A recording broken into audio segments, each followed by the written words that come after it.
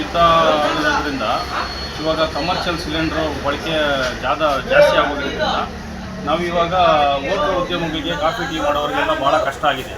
ಅದರಿಂದ ನಾವು ಏನು ಪರ್ಯಾಯ ವ್ಯವಸ್ಥೆ ಅಂತ ಈ ಕಲ್ಲಿದ್ದಿಂದ ಅಂದರೆ ನಮ್ಮ ಹಳೆಯ ಪದ್ಧತಿ ಕೊಲಿಮೆ ಏನಿತ್ತು ಅದರಲ್ಲೇ ನಾವು ಅದನ್ನು ಕೊಲಿಮೆಯನ್ನು ಕೈಯಿಂದ ತಿರುಗಿಸ್ತಾ ಇದ್ವಿ. ಇದು 12 ವೋಲ್ಟ್ಸ್ ಚಿಕ್ಕದು ಏರ್ ಫ್ಯಾನ್ ಥರ ಅಡ್ಜಸ್ಟ್ ಮಾಡಿಕೊಂಡು ನಾವು ಕಲ್ಲಿದ್ದು ಸಿಗೋದಿಲ್ಲ ಇವಾಗ.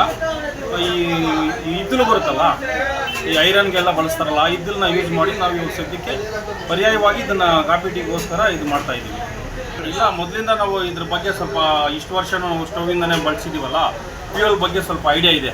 ಇಂಧನ ಯಾವ ಥರ ಉಳಿತಾಯ ಮಾಡಬೇಕು, ಪೊಲ್ಯೂಷನ್ನಿಂದ ಯಾವ ಥರ ಬಚಾವಾಗಬೇಕು, ಇದೆಲ್ಲ ನಾವು ಸ್ವಲ್ಪ ಐಡಿಯಾ ಮಾಡಿ ಮೊದಲಿಂದ ಇದ್ರ ಬಗ್ಗೆ ಐಡಿಯಾ ಇತ್ತು. ಪ್ಲಸ್ ಇವಾಗ ಯಾವುದೇ ಕಾರಣಕ್ಕೂ ದುಡ್ಡು ಕೊಟ್ಟರು ಸಿಗ್ತಾ ಇಲ್ವಲ್ಲ ಗ್ಯಾಸು, ಆ ಕಾರಣದಿಂದ ನಾವು ಇದನ್ನು ಸ್ವಲ್ಪ ಡೀಪಾಗಿ ತಗೊಂಡು ನಿನ್ನೆಯಿಂದ ಇಂಪ್ರೂವ್ ಮಾಡಿದ್ದಕ್ಕೆ ನಿನ್ನೆ 2 ದಿವಸ ರಜಾ ಮಾಡಿದ್ದೀವಿ. ಇವತ್ತು ಸ್ವಲ್ಪ ರೆಡಿ ಮಾಡಿ ಎತ್ಕೊಂಡು ಬಂದು ಇಟ್ಟಿದ್ದೀವಿ. ಪರವಾಗಿಲ್ಲ, ಏನೋ ಹಂಗೆ ವ್ಯಾಪಾರ ಮಾಡೋಕ್ಕೆ ಅನುಕೂಲ ಆಗ್ತಾಯಿದೆ. 1920 ರೂಪಾಯಿ ಇತ್ತು ಕಮರ್ಷಿಯಲ್ 19 kg ಸಿಲಿಂಡ್ರು. ಇವಾಗ ನೋಡಿದ್ರೆ 3000 4000 ಅಂತ ಹೇಳ್ತಾ ಇದ್ದಾರೆ. ಆದ್ರೂ ಸಿಗ್ತಾ ಇಲ್ಲ. ಸಿಕ್ಕಿದ್ರೆ ಏನೋ ತೊಗೊಂಬಂದು ಮಾಡ್ಬೋದು. ಇವಾಗ ಕಸ್ಟಮರು ವೆಯ್ಟ್ ಮಾಡ್ಕೊಂಡು ನಿಂತ್ಕೊಂಡಿರ್ತಾರೆ, ಎಷ್ಟೊತ್ತಿಗೂ ರೆಡಿ ಆಗಲ್ಲ ಟೀ.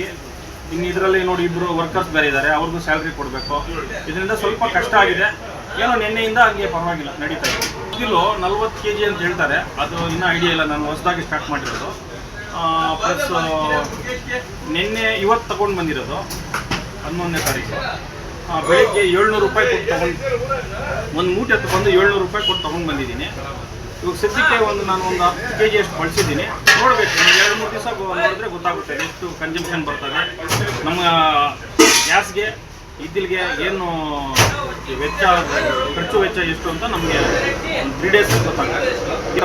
ಬಾಗಿಲು ಹಾಕೋದಕ್ಕಿಂತ ಇದನ್ನು ಬಳಸ್ಕೊಂಡ್ರೆ ನಮ್ಗೆ ಅನುಕೂಲ ಆಗುತ್ತೆ. ಸರ್, ನಮ್ಮ ಹೆಸರು ಶ್ರೀಕಾಂತ್ ಅಂತ, ಸ್ವಾಮಿ ಟೀ ಸ್ಟಾಲ್ ಕೋಲಾರ ತುಂಗೇಟ್ ಸರ್ಕಲ್.